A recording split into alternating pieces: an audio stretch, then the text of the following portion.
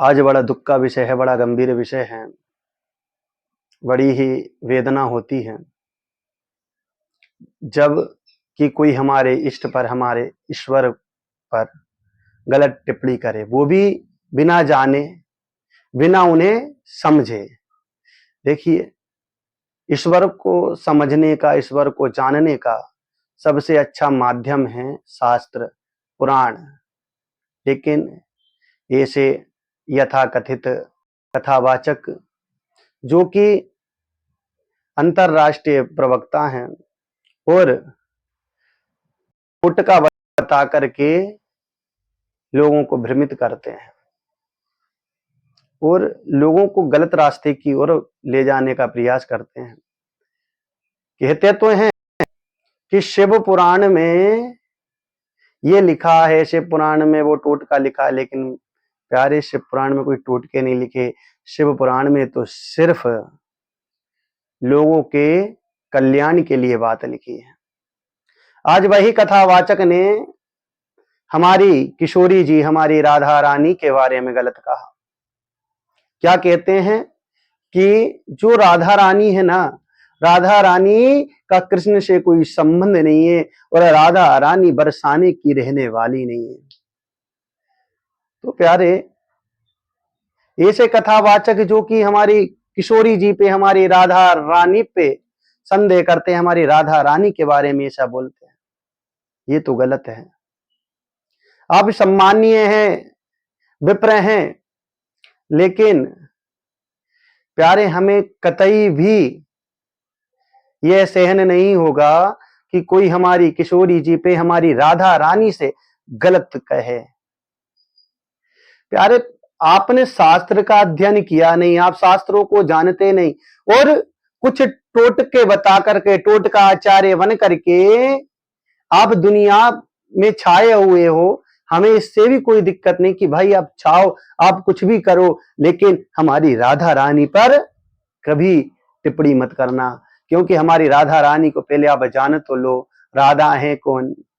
कि राधा साध्यम साधनम राधा, मंत्रो राधा, मंत्रदात्री च राधा, सर्वं राधा जीवनम यस्य राधा, राधा राधा वाचि किं तस्य शेषम, राधा राधा वाचि किं तस्य शेषम। अरे जो राधा मंत्र भी है, जो राधा जप भी है, जो राधा तप भी है, जो राधा सभी का फल है, उन राधा रानी के बारे में आप गलत बोल रहे हो। पहले आपको पुराण पढ़ लेना चाहिए, आपको पुराणों का अध्ययन करना चाहिए। टोटके बताने से आप पुराणों को नहीं जान लोगे, शास्त्रों को नहीं जान लोगे। गुरु परंपरा से पढ़ाया जाता है, गुरु परंपरा से पढ़ा जाता है। आपकी तरह नहीं, आपके बच्चे को आपने बिना पढ़े लिखे उस व्यास मंच पर उत्तीर्ण कर दिया, उस व्यास मंच पर बिठा दिया। अरे भाई, ये सब्जी मूली का ठेला नहीं है, ये आलू का ठेला नहीं है कि जब जिसने चाहा कि हमने धक्का करके खड़ा कर दिया। आप ही कहते थे ना, आपके पिताजी ठेला धकाते थे, लेकिन आपके पिताजी ठेला धकाते थे तो ये बात ठीक है, लेकिन ये तो नहीं है कि आप सब्जी बेचना ही सबको समझ लो। भाई, आपको पढ़ना चाहिए, आपको उसका अध्ययन करना चाहिए, गुरु परंपरा से पढ़ना चाहिए, उसके बाद में आपको भी कथा मंच पर बैठने का अधिकार है और उसके बाद ही आपके पुत्र को बैठने का अधिकार है। इसे प्रकार छा जाने से, इसे प्रकार से टोटके बताने से किसी का कुछ उद्धार नहीं होगा। अब आपने खुद का तो नरक में सीट बुक कर रहे हैं खुद की तो, और दूसरे लोगों को भी, जो आपके अनुयायी हैं, उनको भी नरक की सीट बुक करा रहे हैं। अरे प्यारे, आप जिन पर सवाल उठा रहे हैं उनकी आराधना खुद मेरे भगवान श्री कृष्ण करते हैं, उनकी आराधना स्वयं भगवान शिव करते हैं। पति खंड में स्वयं भगवान बताते हैं, शिव महापुराण में। आपको वह हम आगे बताएंगे। आइए सर्वप्रथम हम उन कथावाचक को सुनते हैं कि वह हमारी राधा रानी, हमारी किशोरी के बारे में क्या कहते हैं, कि जो राधा रानी है वह कृष्ण की प्रिया नहीं है, वो कृष्ण की पत्नी नहीं है। उस और राधा रानी ना ब्रज बरसाने की रहने वाली हैं। अरे प्यारे, कभी उस बरसाने में जाकर तो आते, कभी उस राधा रानी के समीप उनके दर्शन तो कर लेते, तो आपका उद्धार हो जाता। टोटका बताने से उद्धार नहीं होगा महाराज। और आइए मैं आपको शास्त्रों का प्रमाण देता हूं। आपने ब्रह्मवैवर्त पुराण का नाम तो सुना ही होगा, और पढ़ा नहीं हो कोई बात नहीं, लेकिन सुना होगा। आइए हम आपको बताते हैं कि क्या लिखा है। और जो भी लोग ये वीडियो देख रहे हैं, इतनी शेयर करें कि जिन्होंने हमारी राधा रानी के ऊपर उंगली उठाई है उसके पास यह वीडियो पहुंचे, और वह हमारी किशोरी जी से, हमारे ब्रजवासियों से, और हमारी राधा रानी के जितने भी भक्त हैं उन सभी से क्षमा मांगे। आइए ब्रह्मवैवर्त पुराण की हम बात आपको बताते हैं। ब्रह्मवैवर्त पुराण में स्वयं भगवान ब्रह्मा नारद जी से क्या कहते हैं कि छायाम संस्थाप्य तद्गेहे सांतरनम वाप्यः बभुव तस्य वेशस्य विवाह छायाय सह। कि छायाम संस्थाप्य तद्गेहे, जब राधा रानी को पता चला कि हमारे माता पिता ने हमारा विवाह कर दिया, तो हमारी राधा रानी ने माता पिता के वचन को सत्य करने हेतु खुद तो अंतर ध्यान हो गई और अपनी इच्छा को वहीं पर छोड़ गई। और महाराज जी ने क्या कहा कि अयन घोष के साथ में राधा रानी का विवाह हुआ। अरे टोटकाचार्य जी, एक बार आप पढ़ तो लेते, वो अरण्य घोष नहीं है, वे है कौन? रायन घोष। रायन घोष के साथ राधा रानी की छाया का विवाह हुआ है, ना कि राधा रानी का। और पहले तो आप ये भी जाने कि रायन घोष कौन है। रायन घोष स्वयं मेरे भगवान कृष्ण के ही अवतारी हैं, अंश अवतारी हैं। पहले आप शास्त्रों का तो अध्ययन करें। आइए हम गर्ग संहिता के में जो गर्ग जी मुनि ने लिखा है वह आपको बताते हैं, जो कि भगवान के गुरु थे, कुल गुरु हमेशा चले आए। आइए गर्ग संहिता में क्या कहते हैं कि कृष्णेन सह राधाया पुण्य वृंदावने विवाह कार्यामास विधिना जगताम विधि। कि विवाह कार्यामास विधिना जगताम विधि। भगवान कृष्ण के साथ राधा जी का विवाह छोटे में ही हो गया था। जब मेरे प्रभु 5 वर्ष की अवस्था में थे, एक समय रुदन करने लगे, तो नंद ने जाकर के राधा जी को दे दिया।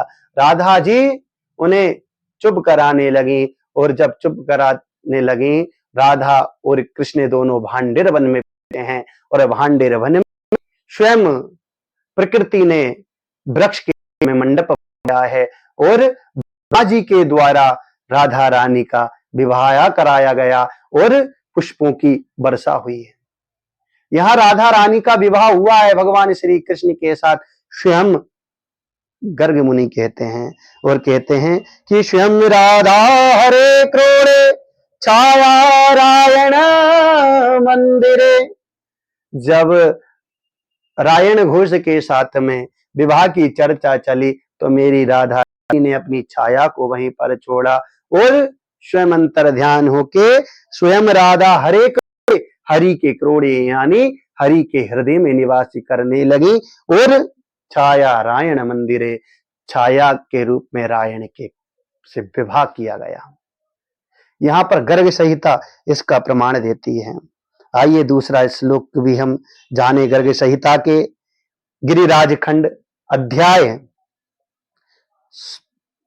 5वां और श्लोक 15वां और 16वें श्लोक में स्वयं गर्ग मुनि कहते हैं कि ब्रज की वृषभानुसुता राधा या जाता कीर्ति मंदिरे तस्य पतिरयं साक्षात् तेन राधापति स्मृतः। कि राधा रानी के स्वयं पति भगवान कृष्ण हैं, ना कि अयन घोष। अरे भैया, पुराणों का अध्ययन तो कर लेते, ज्ञान तो अर्जित कर लेते, उसके बाद में आप कुछ बात करते। आपकी बात लाखों करोड़ों लोग सुनते हैं, आपको फॉलो करते हैं। कहीं आपके भक्तों ने ये मान बैठे तो ये समझ लेना कितनी ही शिव की पूजन कर लें, कितना ही श्री कृष्ण भगवान की पूजन कर लें, अगर राधा जी के लिए उनके हृदय में, उनके दिमाग में अगर संदेह बना रहा, वह सबकी सब नरक के भागे बनेंगे। अरे टोटकाचार्य जी, आइए, आप जिस पुराण को कहते हो, जिस पुराण के बारे में आप बताते हो, शिव महापुराण, वो जो आप सबसे ज्यादा बताते हो, उनमें आप टोटके बताते हो, पार जाकर के पार्वती खंड को पढ़ते। आइए मैं आपको पार्वती खंड भी बता देता हूं क्या है महाराज, अगर आपने नहीं पढ़ा हो तो एक बार पढ़िए उसको।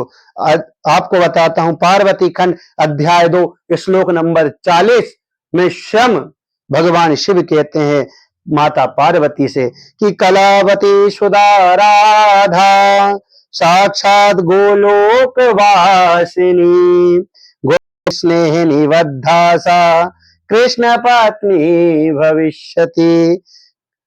कलावती सुता राधा साक्षात गोलोक वासिनी, कलावती और सुता और राधा स्वयं गोलोक वासिनी हैं।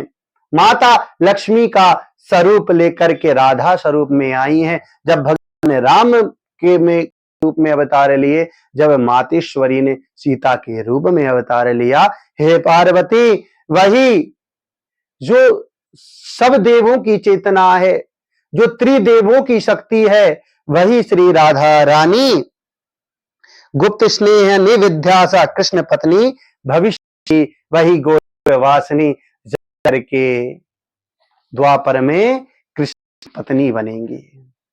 एक बार पढ़ो तो महाराज, पति खंड अध्याय 2 श्लोक नंबर 40 शिव महापुराण में लिखा है ये चीज, ये श्लोक स्वयं लिखा है। एक बार आप उस अध्ययन करें, एक बार आप शिव पुराण को ही से पढ़ लें। शिव पुराण के पढ़ने से आपका भी उद्धार हो जाएगा महाराज। सिर्फ मंच पे बैठ के चिट्ठी बताने से कि आज इसका ये भला हो गया, उसका वो भला हो गया, इससे किसी का कल्याण नहीं होने वाला। आइए आपको एक बात और बताते हैं कि वृषभानुसुता त्वं च राधा छाया भविष्यति, मत कालांश रायणरु त्वां विवाहे गृहष्यति। कि वृषभानुसुता त्वं च राधा छाया भविष्यति, वृषभानु की सुता श्री राधा रानी समय आने पर, यानी भविष्य यानी समय आने पर अपनी छाया के रूप में, मत कालांश रायण रूप त्वम, भगवान का ही अंश अवतारी रायण के रूप में अवतार होगा और उसी से मेरी राधा रानी का विवाह होगा। और बात रही बरसाने में रहने की, तो कुछ समय आकर ब्रज में रहिए, कुछ समय राधा रानी के शरण में रहिए, आपको खुद पता चल जाएगा कि राधा रानी कहाँ की थी। तो सभी भक्तगण, सभी श्रोतागण, राधा रानी की सभी भक्त से निवेदन है कि इस वीडियो को इतना शेयर करें कि ये यथाकथित कथावाचक टोटकाचार्य महाराज जी के पास में ये वीडियो पहुंचे और वह समझें कि शास्त्र क्या कहते हैं। जय जय श्री राधे, बोलिए राधा रानी सरकार की, कृष्ण प्रिया की जय।